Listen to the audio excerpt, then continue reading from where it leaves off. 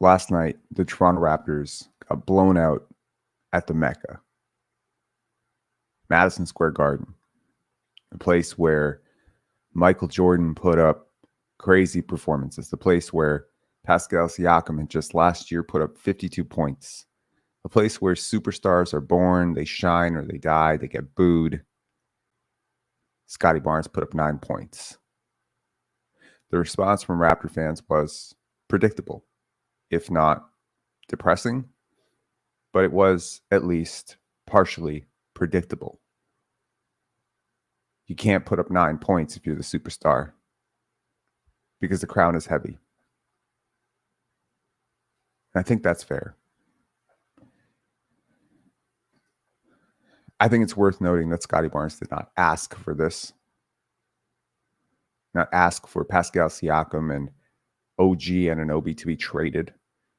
He did not ask for Jonte Porter to be his starting center or for his bench to be depleted or to have a whole bunch of new teammates to adjust to. People have often accused me of being a little immature at times, and that's always been a little bit of a strange charge to me because I always considered myself remarkably mature. But the truth is, I am immature. I'm immature in a lot of ways. Last night when we did a post-game live, I really didn't understand how the charge was there that Scottie had this horrible game.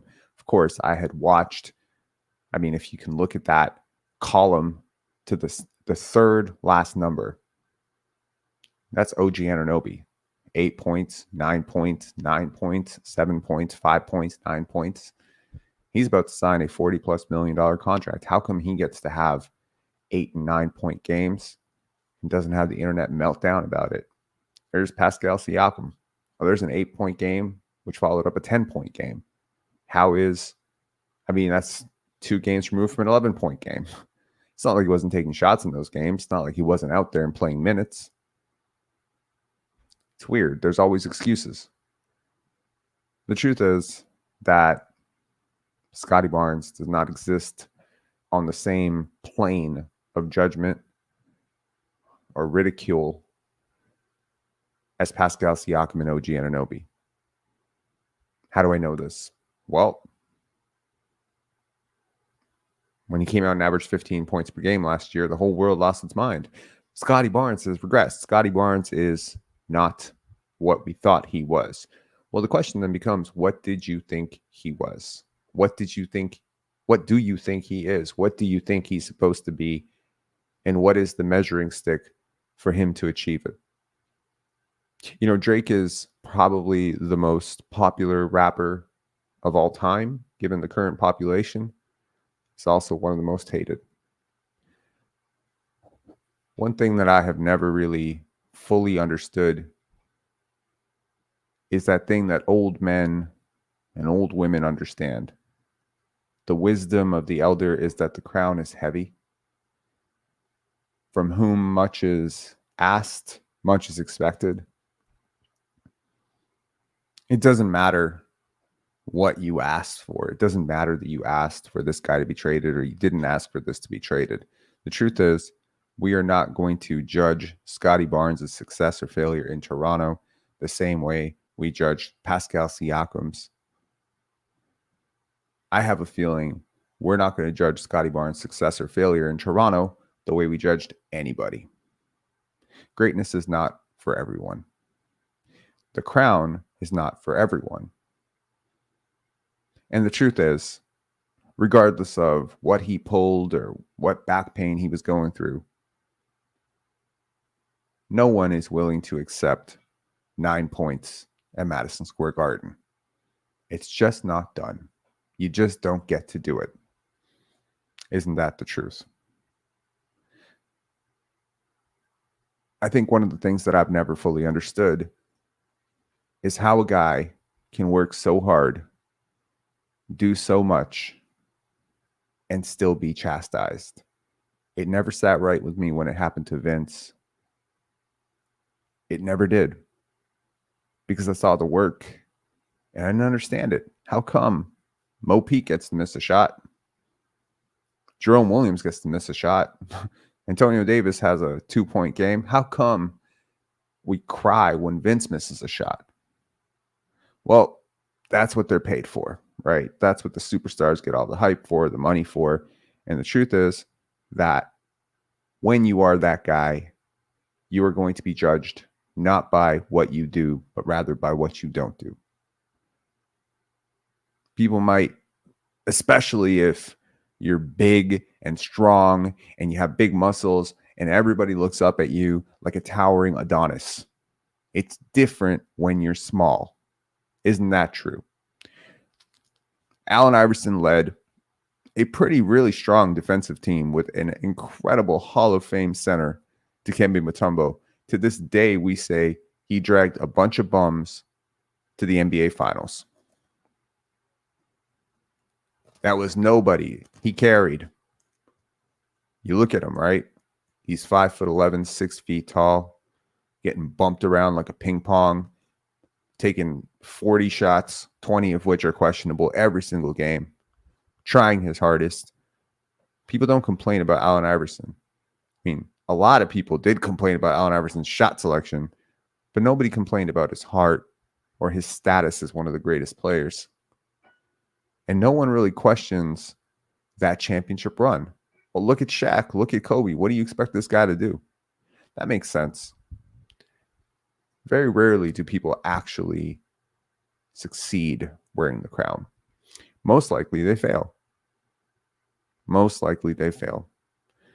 Why is it that LeBron James is only talked about as the guy who has lost 6 finals instead of the guy who's been a part of 9 or 10 finals? Why don't we judge a player the same way? Why don't we judge LeBron James the same way we judge Allen Iverson? Well, clearly, one of them wore a bigger crown. One of them was bigger and they wore a bigger crown. What's bothered me about Scottie for sure is the fact that I've followed this kid since he was in grade 10. I've seen the journey that he's taken from grade 10 to 11 to 12. And it's really hard to not be proud of that. Of course, I'm proud of it. I know how hard he's worked. I know how improbable this journey has been for him. I know the type of teammate he is. And in moments like this, you do wonder to yourself, is the criticism fair? Is all of this ridicule and criticism fair? To be levying this at a 22-year-old who lost almost all of his favorite teammates in the span of a week, 2 weeks. Christian Coloco, gone. OG Anunoby, gone. Precious Achiuwa, gone. Pascal Siakam, gone. I mean, these are guys that he came into this league with. With Christian, he developed a really tight bond with him last year. And they're just gone. Jeff Doughton, gone. Svi Mykhailiuk, gone. Sam Decker, gone. What is it about this guy that they just keep trading away all his favorite teammates? This is not going to be the smoothest road in the world. There's going to be bumps. He is not LeBron James right now. He is not Luka Doncic. He is further behind in terms of skill, but he may inevitably be just those guys in a couple of years. Jack Armstrong yesterday cautioning the audience, patience. I don't buy this face of the franchise guy. He's one of the guys. He's one of the pieces. Nope. Not buying it, Jack. He's the piece. He is the franchise guy. And unfortunately, as the franchise guy, whether you wanted it or not, 9 points at the Garden, regardless of what you pulled, what you tweaked, how many shots you got, how much Dennis and Emmanuel Quickley or whatever dominated the ball, it's not going to matter, because at the end of the day, if you were the man, you're going to be tested every single night, which means it doesn't matter if you get double teamed and triple teamed. To a rational person, it might say, hey, Nikola Jokic, why did you get 4 points today? And Nikola Jokic will say, because passing to Jamal Murray and Michael Porter Jr. was the right idea. But the casual fan will say, if you lose, what kind of an MVP scores 4 points? Michael Jordan never scored 4 points. And therein lies the crux. You're not going to win the argument. It doesn't matter. You just have to get used to the fact that the argument is always going to exist. For Scottie Barnes, I have no doubt that his future will be very bright in Toronto. I have no doubt that he will be one of the greatest players of all time. I have no doubt that he will retire as the greatest Raptor of all time if he spends his entire career here. I have no doubt that it will result in many highs, many lows, and probably a few championships. To his fans, I would say, if you're like me and you get overly annoyed or angry or sensitive about some of the vitriol and criticism that is levied towards him, not just by his own fans, but by NBA fans in general, I cannot go to a single Scottie Barnes post without someone quoting face of the league. Okay, that's pressure. That's pressure. Because I'll tell you, in LeBron's rookie season, whenever he had a bad game, there's a lot of people saying, chosen one, huh? Kobe went through it. Jordan went through it. Can't win. Can't win. Michael Jordan can't win. He's a playoff loser. Can't win. Kawhi went through it. He's a system player. Kevin Durant went through it. He's a snake. The heavier the crown that you wear, the bigger the expectation. And the crown can be very heavy. Some people break. They're not built for it.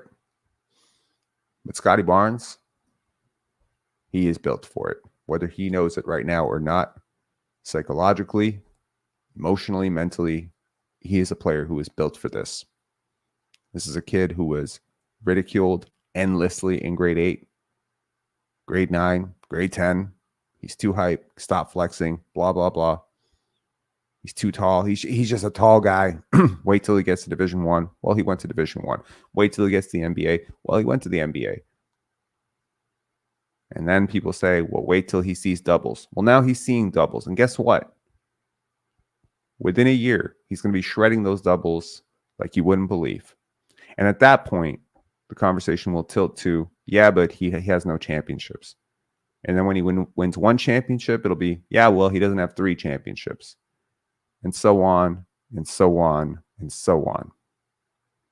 If you're his supporter, deal with it. It's never going to change. It's never going to be different. That's who he is. That's the path he's on. If you're a hater of his, please understand, it's never going to change. You're always going to hate him. You're always going to say what's wrong with him. And you know what?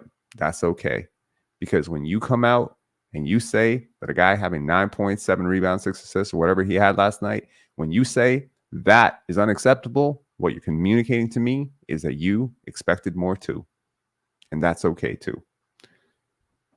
Have a great day, y'all. Exactly. Or he's 22. Exactly. I had to delete yesterday's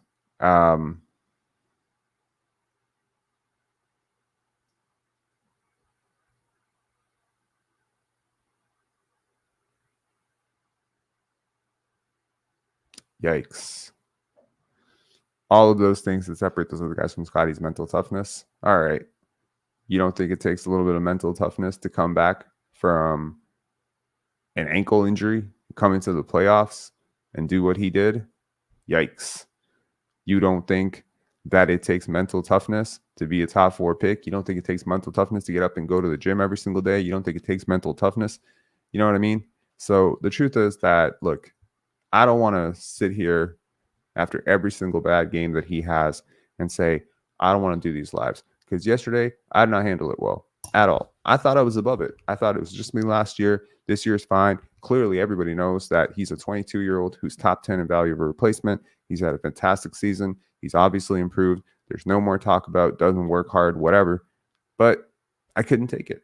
I couldn't take it because you know what? It's true. There is an anchoring bias to how I was introduced to Scottie Barnes. It's too soon. It's too soon.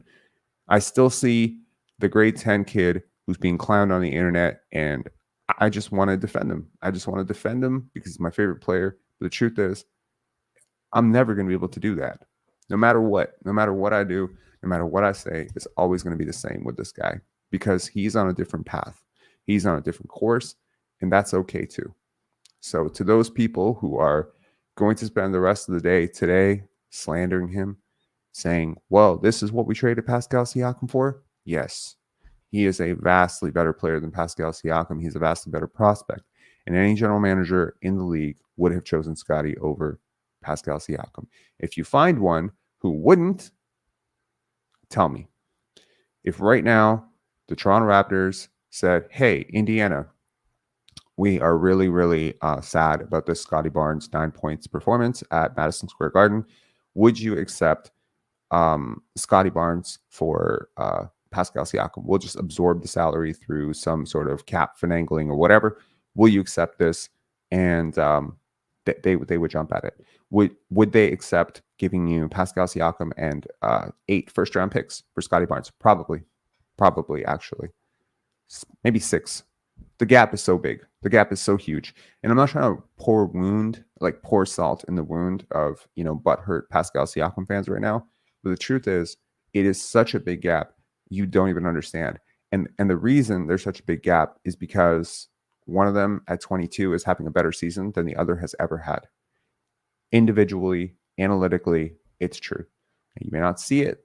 You may not care to see it. But as someone who studies the numbers, studies the game, studies exactly what Scottie's doing on the court, his impact at 22 is greater than a lot of guys who made All-NBA have ever touched. That's true. And that's not by accident.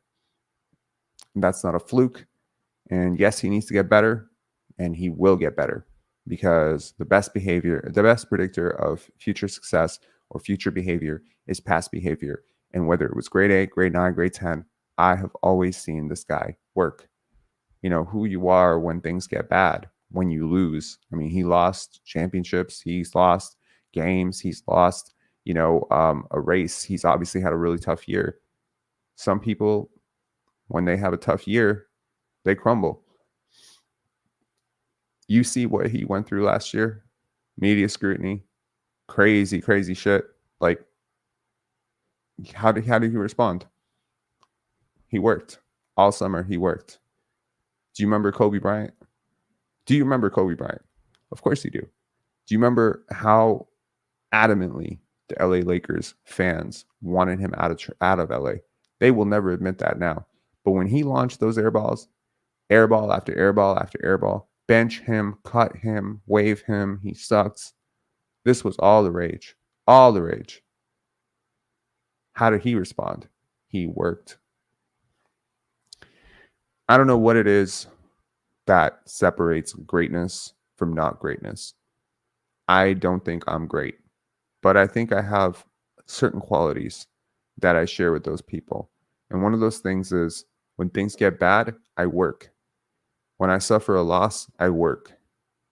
When people say, I can't, I say, watch me. And I think that this quality will always make you successful in life. It will always make you a surprise success in all walks of life. To the 94 of you who are watching this, thank you. I appreciate it. Lotto Man, I mean, I don't know if you're trolling or if you're being serious, but there's no chance in hell that RJ Barrett is about to take any crown from anybody. He is opportunistically attacking empty sides and, drives, and he's been a hell of a revelation for the team. His analytics do not suggest that he will ever be an all-star. I am willing to say that with Darko in the right system, he might be an all-star. He might be a couple-time all-star, and I would love to see that. But what I would like for you and other people like you to stop doing is stop trying to divide between these two young guys. Stop trying to say every time Emmanuel Quickley has a 30-point game that, oh, it's Emmanuel Quickley's team now. Emmanuel took the team from Scottie. This is always going to be the way you guys think because you have very small brains. But that's not the way anybody else thinks. We don't live and die to game. We just don't. We're not going to sit here and say, well, Pascal Siakam had 25 points. It's not Kawhi's team anymore because Kawhi had 20. It doesn't work that way. The gap between Kawhi and Pascal was just as big as the gap between RJ and Scottie is right now. It's massive. Okay. So, anyways, before this,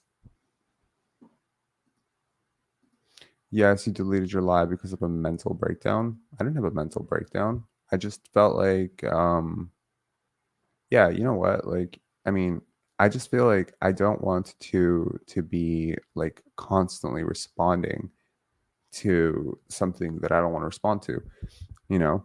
Um, I mean, you're happy to see the live. I mean, if you really want to reach out to me, I'll send it to you. There was nothing said that was so out of turn. I just feel like I went a little too far on responding to the comments that were quite ridiculous. Lotomane has been banned. I'm going to respond that way from now on. It's not that, I need to remind myself after every single game, tough, loss, whatever. I guarantee you there's a game where he's going to score 40 and he's going to have 4 turnovers and a crucial late turnover, and people are going to ridicule that. He had 31 points last game. People ridicule the 6 turnovers. It's just what's going to be. It's going to be that way because fans of the other guy, they're upset. Their guy got traded. All they're hearing is they wanted to build around Scottie. They wanted to build around Scottie. They didn't want to trade Kevin Durant for Scottie. Now my guy, Pascal Siakam coming out there and saying his ideal teammate was Kevin Durant. Believe me, people can put 2 and 2 together. They know exactly what that means. I know exactly what that means. I get it. If you're a fan of Pascal, if you're a fan of the Raptors, if you came on the championship run, whatever, you probably feel like this guy took something from you. And I'm just here to tell you, he's just as sad as you are that Pascal Siakam's gone. So you're blaming the wrong person. You're hating on the wrong person. But you know what? Keep hating. I think he can take it. I don't know if I can take it, but you know what? I'm going to try. All right. Take care. Have a good one, guys. Enjoy your day. And yeah, peace.